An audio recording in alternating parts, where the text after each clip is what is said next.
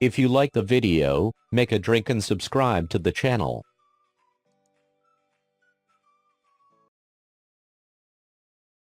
The new Audi Q8 is a statement vehicle as much for Audi as it is for the many well-heeled people who will park them in their garages. Audi's flagship A8 sedan still outprices the Q8, which starts at $68,395, yet with more and more buyers having given up on sedans entirely, this new 5-seat SUV best defines the Audi brand. The Q8 starts with the same platform that underpins the 3-row Q7, with which it shares its 117.9-inch wheelbase. The Q8, however, trims 3 inches from the Q7's length and chops its roof by a little more than an inch. Plus, it's an inch wider, making it seem much more of a sporting thing, low and wide and impossible to mistake for a minivan. Parked next to any of Audi's state sedans, the Q8 has a look of mechanical menace. As if the company's talk about artificial intelligence had come to pass and unleashed itself without permission from the engineers.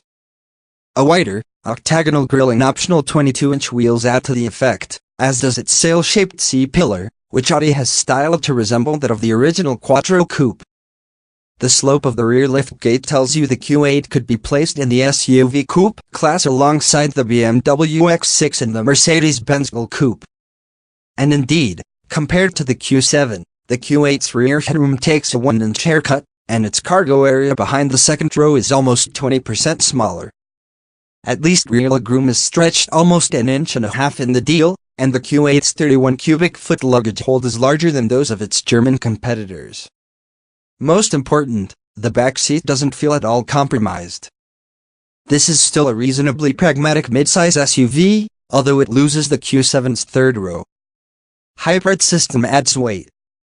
Under the hood, the Q7's supercharged 3.0-liter V6 is supplanted by the Volkswagen Group's newer turbocharged 3.0-liter V6, which makes 335 horsepower and 369 pounds-foot of torque.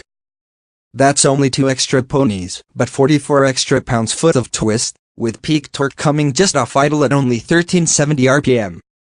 As in the A8 and other models, the engine is also fitted with a 48-volt belt alternator starter hybrid system, complete with a tiny battery. In the US market, this extra hardware is only used to smooth out the stop-slash-start system, and its inclusion contributes to the Q8's rather hefty weight.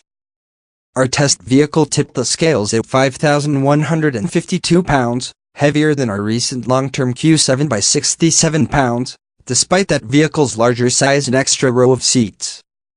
The additional mass wasn't enough to keep the Q8 from out-accelerating the Q7 at the track. Where standard all-wheel drive with the default 60% rear torque bias helps the Q8 hook up and turn in a 5.3-second 0 to 60 miles per hour sprint. The turbo V6 coupled with an 8-speed automatic transmission provides drivers with near-instant thrust regardless of speed. Although the powertrain has an almost video game-like quality to it.